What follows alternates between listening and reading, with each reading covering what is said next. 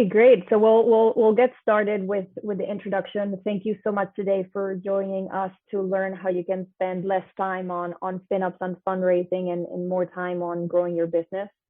And what we'll see today is that these two are incredibly intertwined. If you don't have a strong financial operations, your fundraising journey can be very painful. So Steve Keifer, VP of Marketing at Ordway, will cover how you can design a leaner and smarter approach to your growth with billing and revenue automation. And Jamie Maynard, Head of Sales and BD at Capchase, will cover what a well-oiled revenue machine can enable for your business by putting fundraising on autopilot. All in all, to really give you more time on what matters, which is building and growing your business. So logistics for the webinar today. Please submit your questions via the Q&A box, and I will address them at the end of the webinar. And just so you know, a link of the webinar recording and the slides will be sent to everybody that registered by the end of this week. And with that, I will hand it over to the speakers to introduce themselves. Hi, everyone. Thanks, Maria. I'm Steve Keifer. I'm the head of marketing at Ordway. You might be wondering what a marketing person is doing on a webinar about finance, but don't worry. I've spent most of the past 15 years actually selling technology solutions into corporate finance organizations and financial institutions. So I've learned a little bit about accounts payable and treasury and cash management, accounting change, and of course, a lot of the topics we're going to talk about here today. And one of the functions that I lead at Ordway, which is most relevant to the webinar, is our research function, where we study and try to understand the challenges that finance organizations at high growth companies are experiencing and document and share a lot of the best practices that they're using to navigate those challenges. Jamie, you want to do a quick introduction of yourself? Yeah, sure. Thanks, Steve. Hi, everyone. Jamie Maynard here. I head up our sales and BD function at Capchase. I've been here since essentially day one, which is about a year and a half, nearly 2 years ago now. And it's been a true pleasure to grow from 5 employees when I joined. We're now well over 100 live US, Canada, and a number of EU countries, as well as the UK. And I've been in alt lending for about 6 years now. Love the idea of it, very passionate about disruption in the space, and looking forward to telling you a bit more about Capchase. Awesome. Well, we'll come back to you in a few minutes, Jamie. In the meantime, why don't I do a quick, just 30-second overview of Ordway for those of you that are on that may not be familiar with us. So we're a software company.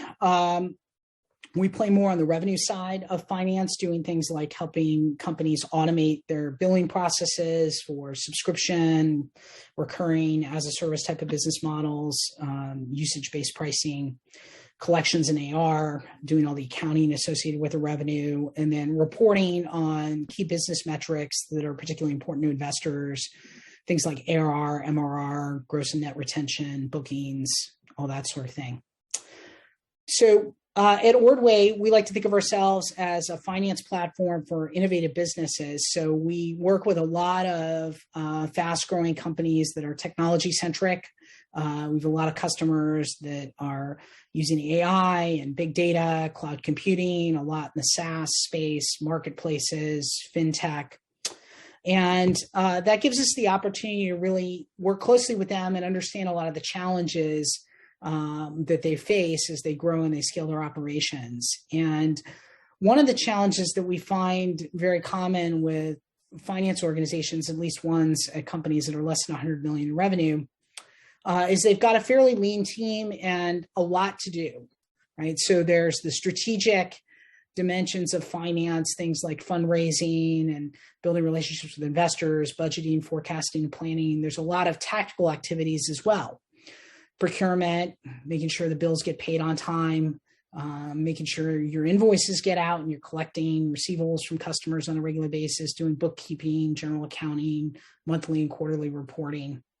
And also we find finance organizations at high growth companies typically are not limited in scope to just finance. They often have responsibility for HR or corporate IT or real estate or revenue operations or other things as well. So the question often becomes, can you use technology to automate some of these functions and free up the finance resources that you do have to be most focused on the strategic activities going to push the business forward? So we use the word autopilot in the title of the webinar, but much like the autopilot that you might have used on a Tesla vehicle, it doesn't work 100% of the time, so it's impossible to automate every single thing that we've got on here. But with the technology that's available, it's certainly a lot of these categories, you can get to 90% or higher, which achieves the goal of freeing up the finance team to do more strategic things. We could easily fill a whole day talking about all the different ways that finance organizations can leverage technology. We only have an hour for the webinar, so we're going to hit on a couple areas that I'm passionate about and Jamie's passionate about. On the Ordway side, I'm going to talk a little bit about billing and AR and some of the financial reporting and metrics that you can use to automate. And fundraising, which is probably not an area that you think as much about technology and automation. I think you're going to be very surprised at some of the things that Capchase can bring to the table there. So let's jump in. Billing and accounts receivable. So it's hard to argue that there isn't a more important function in the business when you think about what this is all about, right? Taking signed sales orders and converting them into cash to run your day-to-day operations. It's hard to think of something that's probably more critical or fundamental to the business. But even though it's very important, that doesn't mean that it should be taking up 50 or 60% of your finance team's time. Really, this should be highly automated. Almost a black box, if you will, where sales orders come in, signed from the CRM system, and invoices get generated, sent out to customers, payments are collected, and the cash is applied to the appropriate accounts. Similarly, on the accounting and reporting side, the appropriate revenue schedules are created, journal entries are populated into the general ledger so that the right revenue shows up on the income statement and everywhere else that it needs to be. While this sounds simple and fundamental and is something that every business has had to do for well over 100 years, in today's modern recurring revenue as a service businesses, we find that this life cycle here is actually particularly challenging for a lot of companies.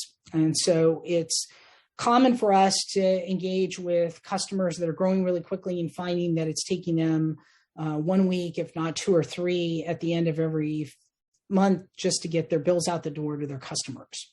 And it's not because the finance organization didn't have the foresight to think that they needed a billing system.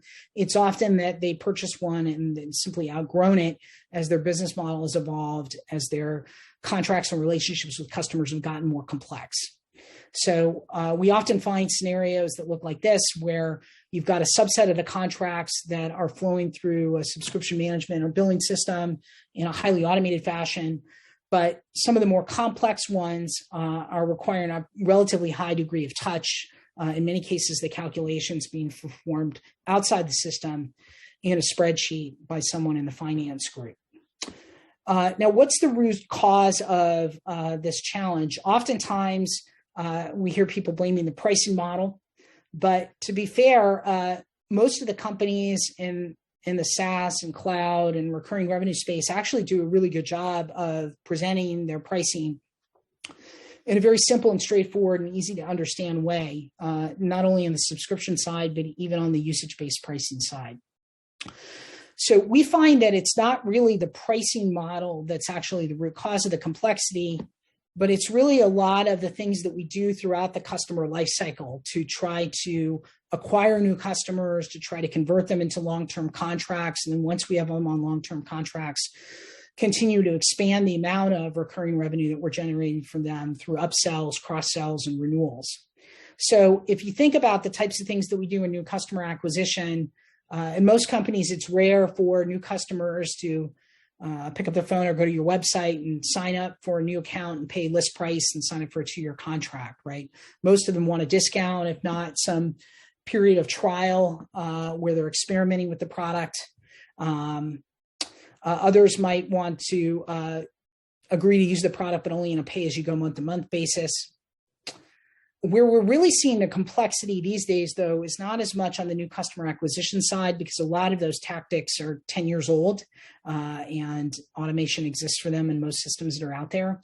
Where we're really seeing the complexity is once you get a customer in a long-term contract, the various different things that we're doing to try to drive expansion revenue and increases in net retention.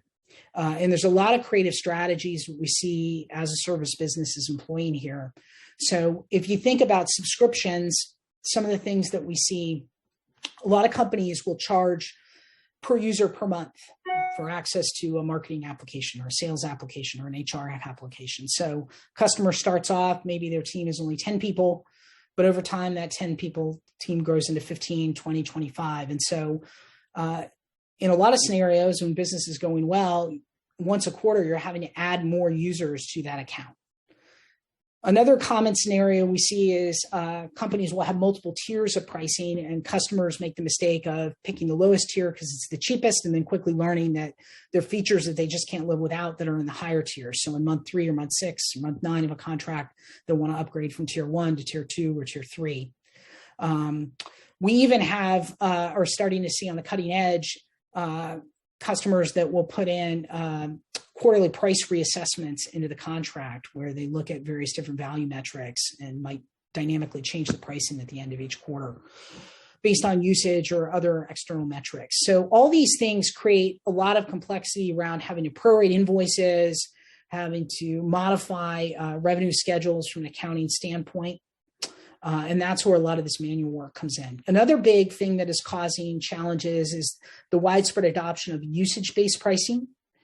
And the dirty little secret around usage-based pricing is that although we entice users with the value proposition that they're only going to pay for what they use and they don't have to commit and pay a regular fee, every successful usage-based company wants to get their customers onto longer-term contracts with more predictable revenue streams that look more like a recurring revenue flow.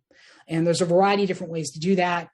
Getting the customer to agree to a monthly minimum fee in exchange for a discount. Not everyone will go for that. Getting them to prepay for a certain amount of usage or credits for a 30 or 40% discount. In other cases, getting them to commit to spend $100,000 or $1 million next year. And if they don't meet that goal, truing up at the end of each quarter or truing up at the end of the year. These are really the things that are driving a lot of complexity and a lot of these billing calculations out of the systems and into spreadsheets and manual processes. But it is possible to do all this in a highly automated way and to get it to a nice, simple, clean invoice that looks like this. And there are certainly applications in the market that are ahead of the curve in terms of all this complex and pricing complexity. This is what right looks like from our perspective. Ideally, you want every contract change, whether it's a new logo that you just signed or an expansion or contraction of an existing account, a renewal or cancellation, you want all of them to flow directly from the CRM system into your billing system, and all the product and pricing and payment term information to flow into the rating engine.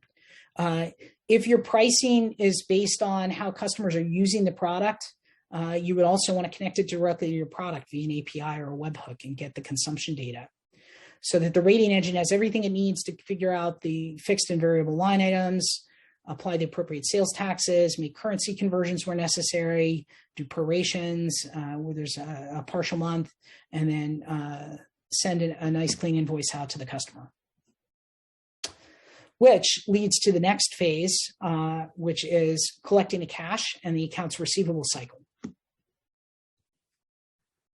So again, here we see a lot of complexity, a lot of time being invested in administrative, kind of mundane tasks that would probably be better suited for automation and would allow the finance and accounting team that you do have to free themselves up to do more strategic things. So we find a lot of finance teams spending time chasing customers to get them to pay their bills, often in partnership with the customer success and the sales team, sometimes even working with the product engineering team for customers that are maybe 60, 90, 120 days past due to temporarily suspend their service or deactivate it.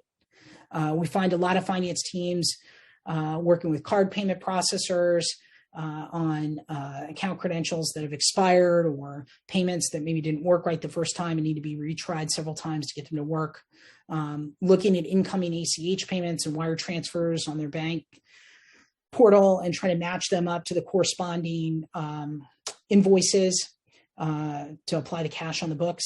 Fielding inquiries from customers about line items that are on their invoice that may be confusing, or they don't understand the formula or the calculation that was applied to arrive at that, or perhaps even disputing the charge. So again, 90% or more of these things can be automated. These are some of the best practices that we recommend. Things like dunning, where you're chasing customers to remind them to pay their bills, or even suspending and reactivating accounts. A lot of those can be driven with workflow technologies.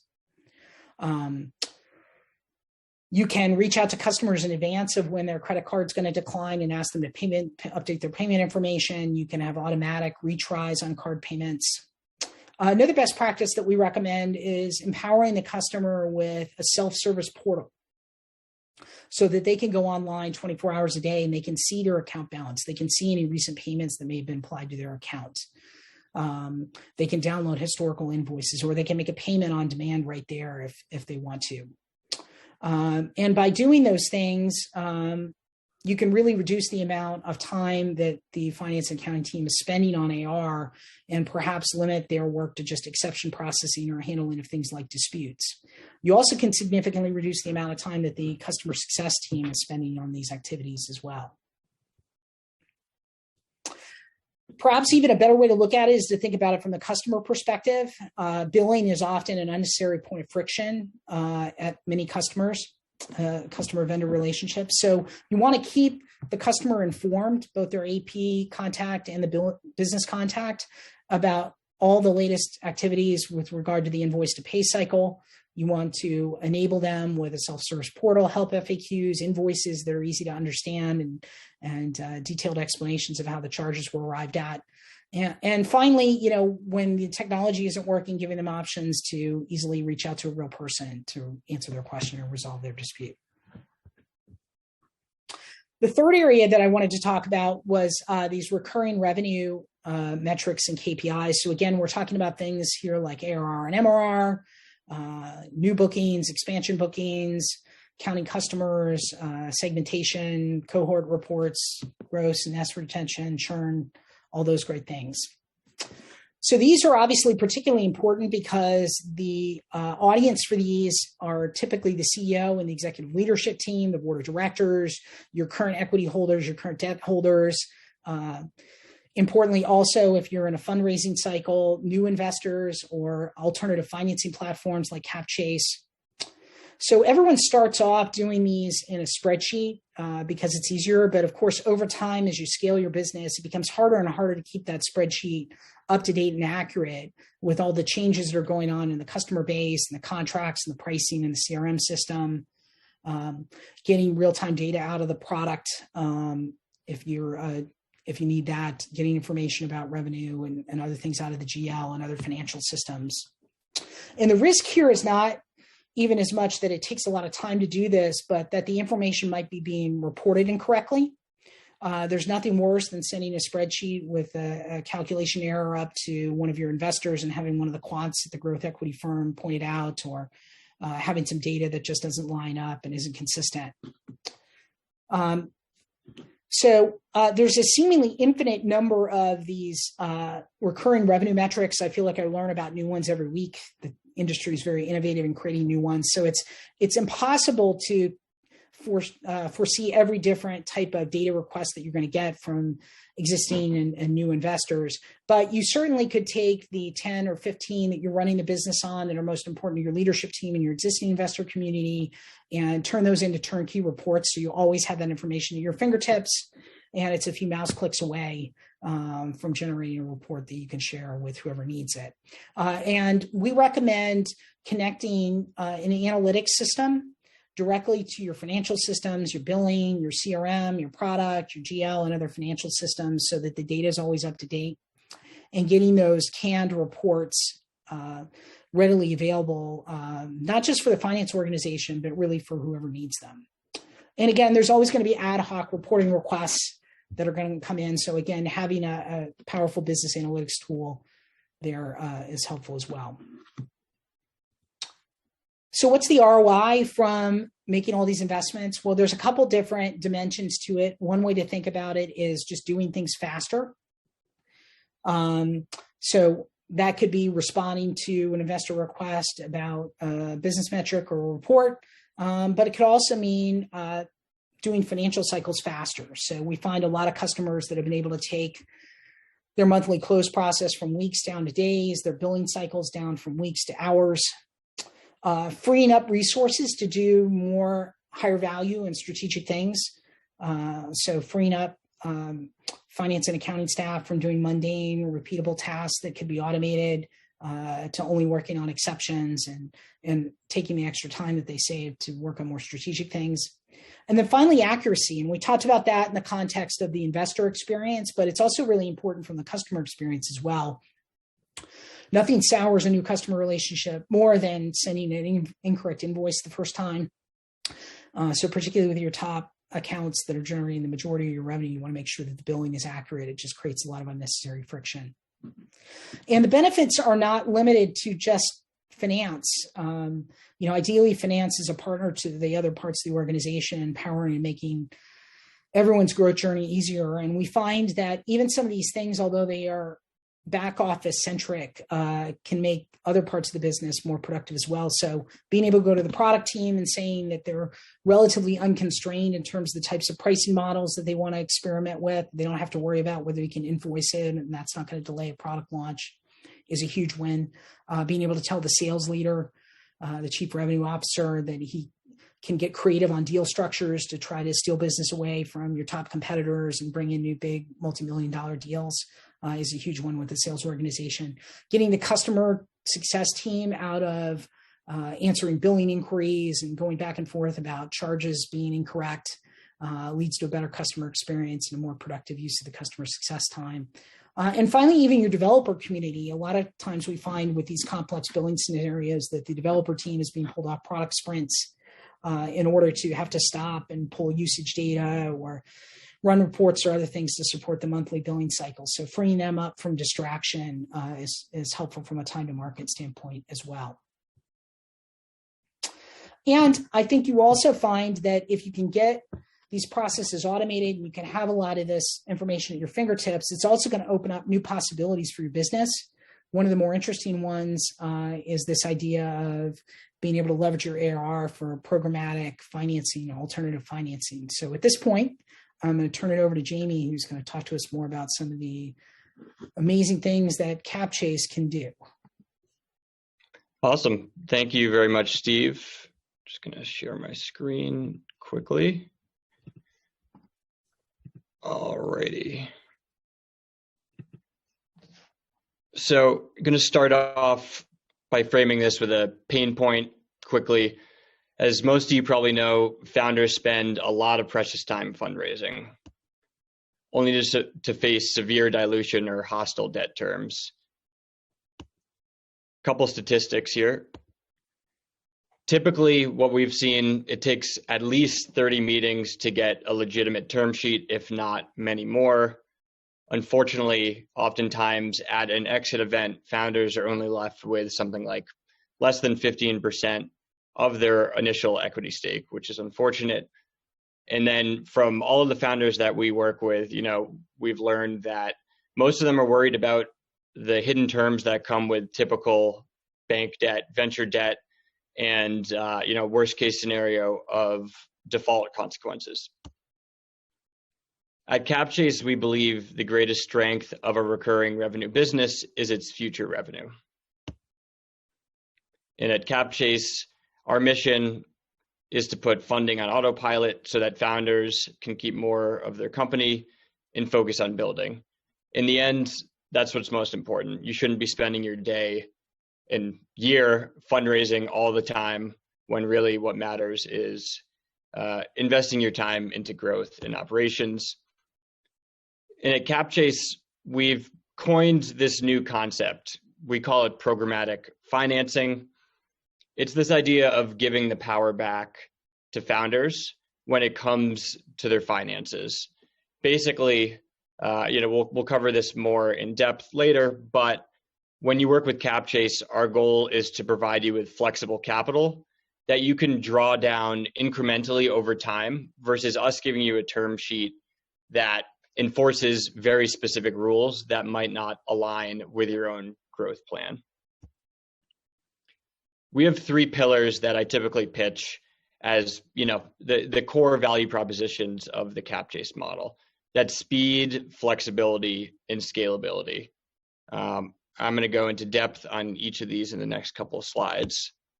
So speed, fast, growth capital in 24 hours. This is kind of our main goal is, instead of call it 3-6 months of the fundraising journey that might come with a venture round or even locking in bank debt, we can literally fund you in 24 hours after we have an initial phone call through 4 basic steps. We're going to sync data sources. That's going to be banking, accounting, and billing data or subscription management platform data. We're going to underwrite that. And then if the numbers look good to you, you can access that immediately and start drawing on that fully on demand. And I wanted to tie this back into Steve's presentation quickly, because the core of this value proposition, being able to underwrite in 24 hours, is properly managed revenue data, the billing data, the revenue recognition and revenue automation. Everything Steve mentioned is critical to our ability to assess a business financial health. And because we're focused on recurring revenue companies, it's not just accounting we're looking at, it's not just cash. We want to really understand the underlying retention churn profile, year-over-year growth, all the things that are important to a subscription or recurring revenue-based business. And without that, it may take us a week of going back and forth with a client, trying to understand manual data files, trying to tie together invoices to understand what that recurring revenue looks like. So it's absolutely critical when a client comes on board with us, if they want the best possible terms, if they want to move as quickly as possible, to have data like what Ordway is providing for its services. Flexibility. This is another truly key component and value prop at Capchase.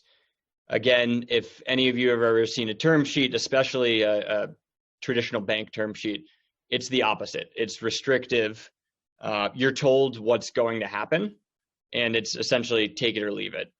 We realize that this is not what founders are looking for, and essentially we're trying to reinvent the wheel in terms of doing a 180 and giving the flexibility back to founders. Once we've approved a client for their credit capacity, it's then up to them how they want to tap into that. And that truly differentiates us. And really, every time I have an introductory call with a potential client, I can see the wheels spinning in their head when I explain this point that you see in this chart here, right? So imagine you have a term sheet and it says, okay, here's $1 million term loan. Once you sign, it's going to go into your account and you're going to pay it back. And there's no negotiation there. If you want to upsize, it may take a couple of months, more data, all of that. With Capchase, basically, once you've been approved, we want you to draw exactly the amount of capital you need for specific growth initiatives so that you can maximize your ROI on our capital and not pay for funds that are simply going to sit in your bank account dormant. So as you can see from this chart, it's really a typical example of how a client would work with us.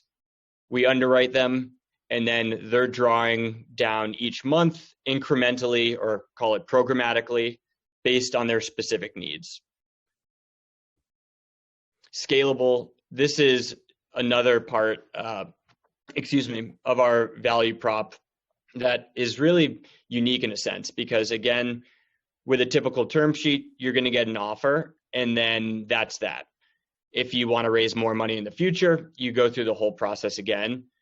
With Capchase, it's all about performance-driven growth. So on average, when we underwrite a client, we're going to give them anywhere from 30 to 60% of their forward-looking annual recurring revenue as an initial credit limit.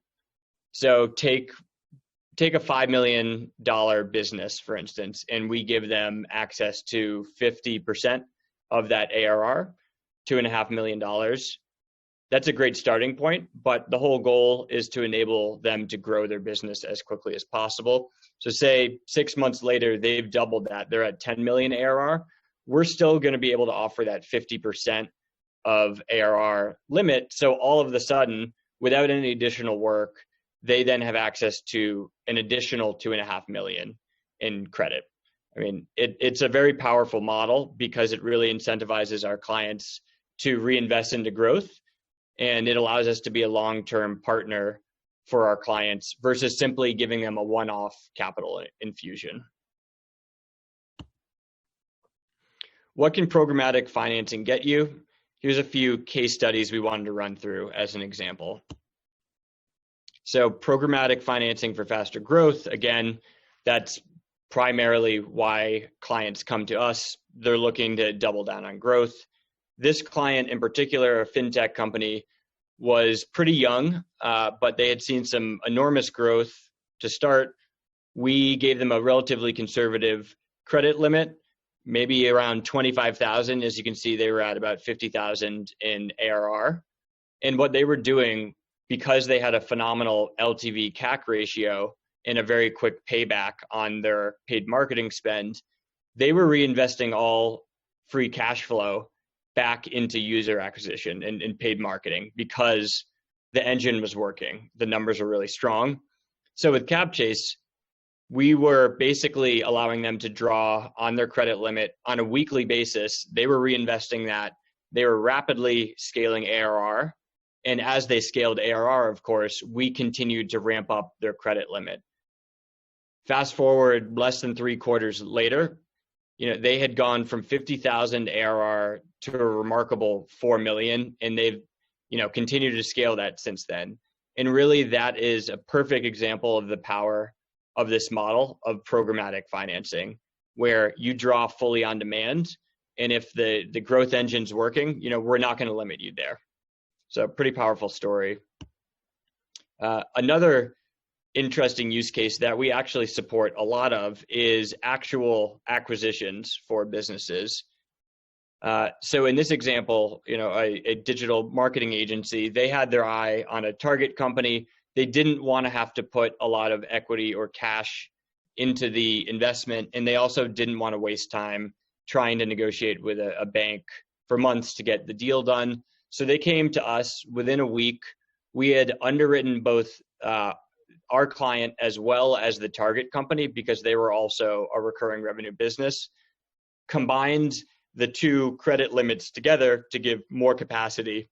And they immediately drew down on that facility specifically to make the acquisition, which is remarkably fast to get an acquisition closed in a week like that. And with the synergies there, they were able to grow ARR 3x in only a couple of months. And basically, our client doubled down and said, well, if this model works, we're going to continue acquiring similar businesses. So they did the same thing, found another target company. We underwrote that target, added to their credit limit, and they made the acquisition. They haven't looked back since. And, a very powerful story of how our capital can go to good use. Third case study, this is another very popular model. With Capchase, fortunately, we're not going to put any limits on the use of proceeds once we've approved you for a credit limit. Essentially, we want you to be able to use that capital flexibly for any related business needs. And in many cases, clients are using us when thinking about accounts payable versus simply future revenue. You may have a big chunky invoice coming due for inventory, for an AWS or Salesforce annual subscription license, and you simply don't want to pay that upfront. But at the same time, in regards to a subscription, you can actually capture typically a pretty nice discount if you're willing to pay annual upfront. So with Capchase, what you can actually do, this is our Extend product.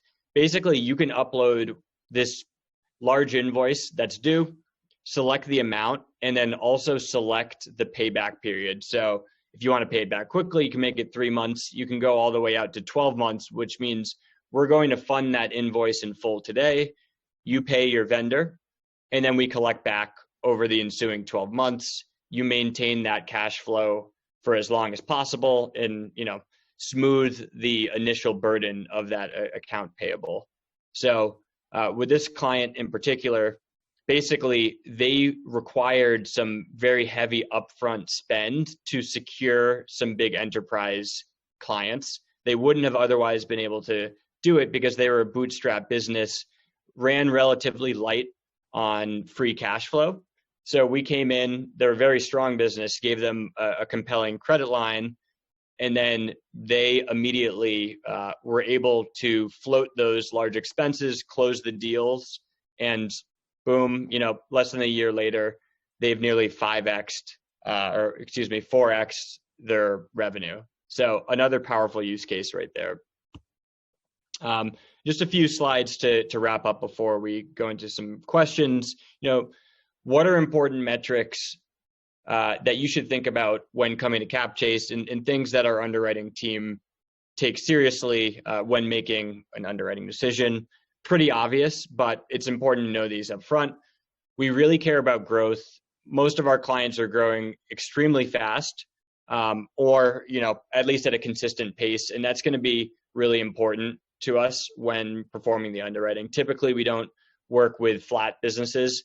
We want to help growing businesses grow even faster. And then from a accounting perspective, we work primarily with SaaS software companies and recurring business services. So typically we like to see high gross margins. It's not critical to get approved, but it's certainly going to support our ability to offer the best possible terms. We look at the margins, and then more of those call it subscription related performance metrics at like LTV CAC and retention churn profile. As those are pretty obvious metrics, but that's something we're going to take a close look at when performing the underwriting. And finally, kind of touched on this already. While the largest part of our portfolio is probably SaaS, we support tech-enabled companies that have recurring revenue streams. What that typically means, SaaS, subscription-based, it could be a B2C or D2C company that's not SaaS but has a subscription-based business model. And then contracted revenue, where it might not be consistent billing, but it's long-term client relationships build over time. Thresholds, these are soft caps, but typically clients in our portfolio are doing anywhere from 500,000 to actually over 100 million in recurring revenue. So the nice thing about our model is that we support a massive breadth of companies from relatively small through late stage growth. The model just works very well across the board. Basically, on this runway requirement, we need to see a little bit of cash cushion in order to get comfortable making a decision. And then we can work with companies that are relatively young, but we do need to see at least 6 months of revenue generating history. And finally, geographies.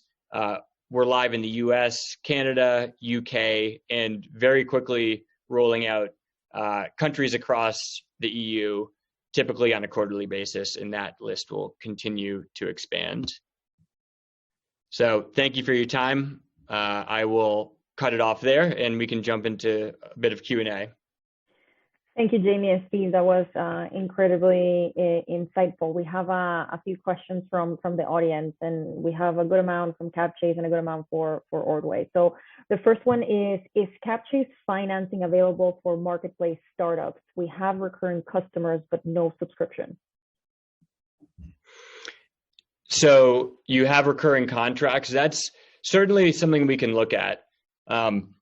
We absolutely have no problem taking a look at really any business, given it's not a pure kind of retail or transactional business. And we do work with a number of marketplace models. The key thing that we would want to look at there, number one, jump on a call to understand your business really well, understand how those contracts work, are they longer term, and then get that context over to our credit team so they understand once they see the numbers, if there are no subscriptions, they're going to want to understand how do these contracts work. So it's absolutely something we'll consider. Great. The next one that we have, this one's for you, Steve. So what does a billing and AR project look like in terms of time, resources, and expenses? Well, I could probably spend all day talking about that. Let me try to give you a short answer. I mean, a lot of the companies that we're working with are, less than 100 million in revenue. And we find that those can typically be completed in less than 90 days, oftentimes 60 days. It really depends on kind of the readiness on the customer side. The major steps that are involved, the big things that you want to think about are, spending the right amount of time up front. And we never have enough time to do this, but thinking about, designing the system. What do you want to automate? What types of workflows do you want to have in place? And is it a one-phase launch or multi-phase launch? Things that take a considerable amount of time and energy just for a couple weeks sprint are really integrating systems. So if you want to connect your billing system, which we highly recommend, to your CRM system, you want to connect it to your GL to post the appropriate journal entries on the revenue side. If you've got complicated sales tax issues, you want to connect it to a tax engine. If you've got programmatic financing needs, you want to connect it to Capchase. Those things often take a little bit of time just because everybody's customized their GL and their CRM a little bit. And so there's some work to do there on mapping the fields and getting all that working. Uploading your historical or current list of subscriptions and customers and all their contracts and modeling all your products and prices. That generally takes a week or two as well. And then finally, another best practice that we recommend is doing a parallel run. So keeping your old system, if you have a billing system today, kind of keeping that on for running the invoices, and then cutting over to Ordway and just making sure the two match up and that the calculations are all being done right and that there's not anything lost in that handover. But generally that can all be done in the 60, 90 day time frame.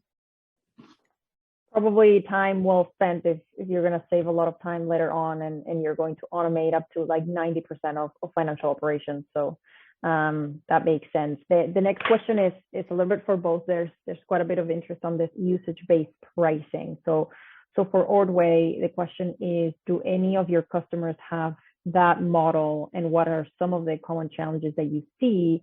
And then on the other side to Capchase is like, can Capchase finance usage-based business models? Yeah. Why don't I go first and then let Jamie follow up.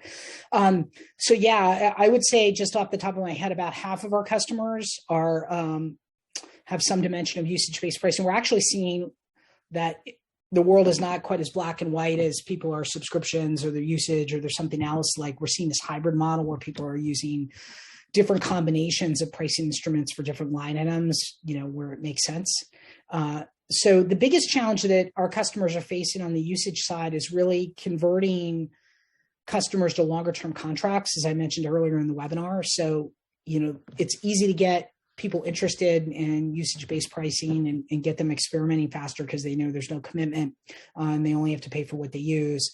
But really, if you want to have a high growth business model, you've got to get some more predictability around it. You've got to get it to look more like a recurring revenue stream.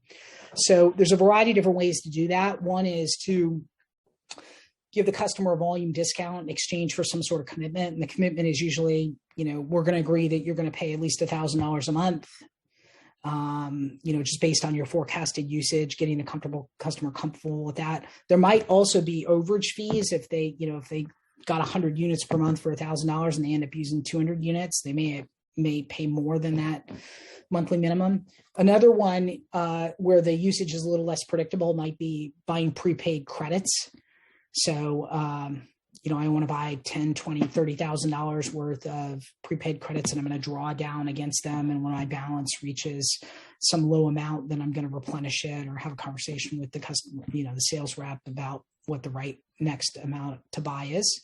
And then the third one is sort of less committal, where typically we often see with the enterprise accounts, I'm going to agree to spend $500,000 or $1 million next year, and I want your most favored nation pricing in exchange for that. And if for some reason I don't get to the $1 million, then we're going to do a true up at the end of the year, or we're going to renegotiate something else. And the challenge with all those things is, modeling them in a billing system is tricky. They're complicated. A lot of systems don't have that kind of stuff off the shelf. There's a lot of custom language that goes into these kinds of contracts. But really what our customers are trying to do is not just do that. A lot of these concepts aren't new. People have been doing these for decades, but how do you do it not just for your top 10 accounts, but for 1,000 accounts? That's really one of the big challenges they have in enforcing the policies and making sure that the bills are accurate. I could go on all day about this, but when I turn over to Jamie about the financing side. Thanks, Steve. Yeah, so short answer is absolutely. We can support that model. If you think about what we're doing, or just to give you the background, the underwriting, we're going to want to look at that revenue data, the subscription data, understand the cadence of billing and whatnot. But once we've established the credit limit, you can decouple the actual subscription or contract data from drawing down on your credit limit. It's simply for the purpose of establishing, call it a borrowing base. And then at that point, the funding itself is not tied to individual contracts. So want to make sure everyone's aware, this is not an invoice factoring solution. Where, we're purchasing an actual contract and your client pays us directly. We're simply using that to get the underwriting done. And once that's done, doesn't really matter to us what the contract looks like, whether it's, growing over time with that usage-based model, whether it's month to month, whether it's annual upfront. We just want to establish, what those contracts look like upfront to get the underwriting complete. Thank you. Really interesting. Yeah, usage-based pricing. I think we've been hearing it more and more, and it's certainly incredibly interesting. It gives a lot of flexibility to your customers, right? So it's great. The next question is for you, Jamie. How is Capchase financing typically reflected on the balance sheet?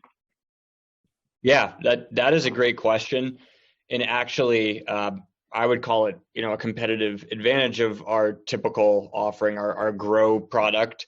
Usually, clients are, when we set the credit limit, we're giving a 12-month repayment term on a per draw basis. We have a variety of terms, but that is our core product is going to be 12-month amortization. And what that means is every time you draw on your line, that individual draw is going to be amortized straight line over 12 months, kind of as if you were being paid for an annual upfront subscription day one, and then, billing over the next 12 months. That's how you can think about it. So it's considered not a true debt instrument where you would mark that as long-term debt. It's actually treated on the balance sheet as a current liability.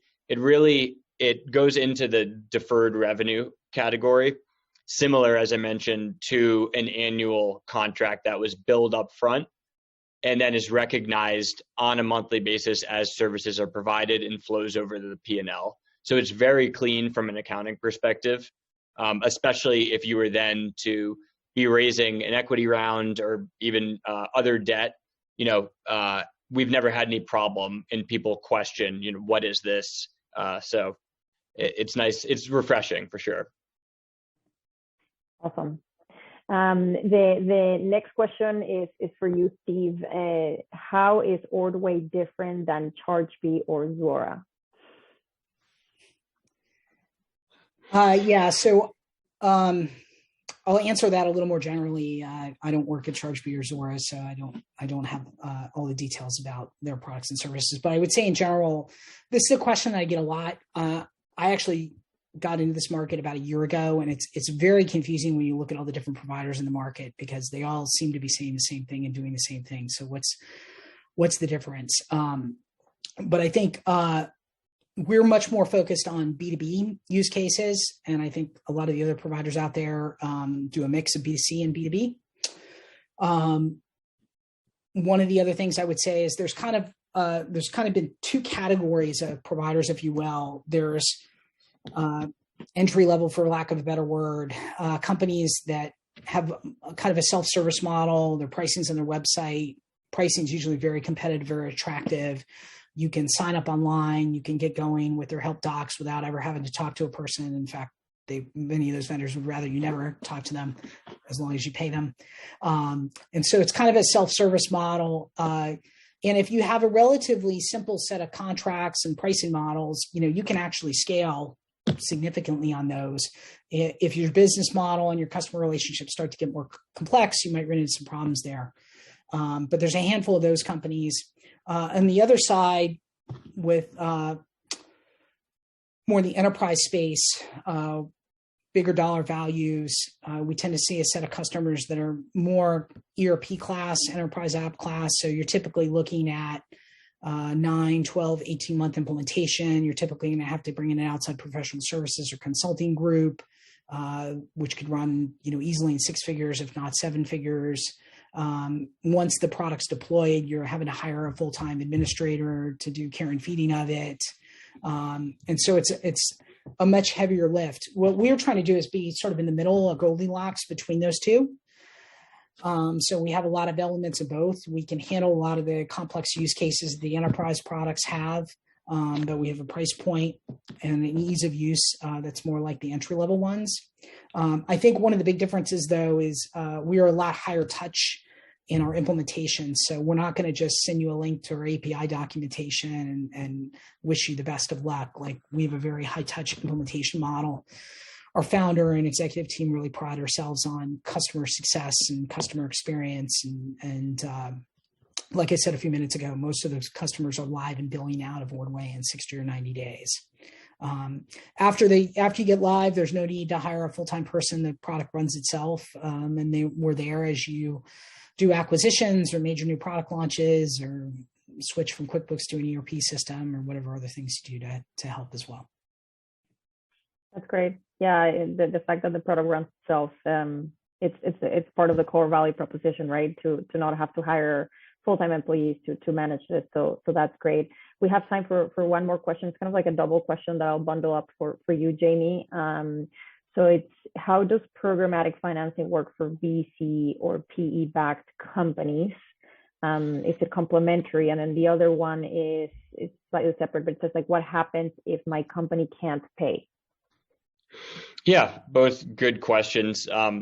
We're absolutely complementary to VC funding. In fact, some clients will treat us with a use case of, think of it as an alternative to venture debt, much better version of venture debt, where you may have just closed an equity round and want to pad the balance sheet with additional capital on the non-dilutive side.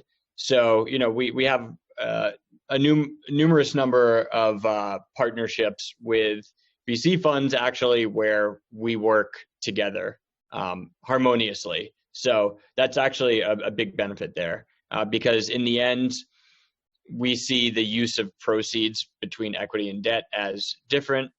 And it's nice to have the option to leverage both sources of capital depending on what that money is going towards. And remind me what the second question was. What happens if my company can't pay? Oh, yeah. Okay.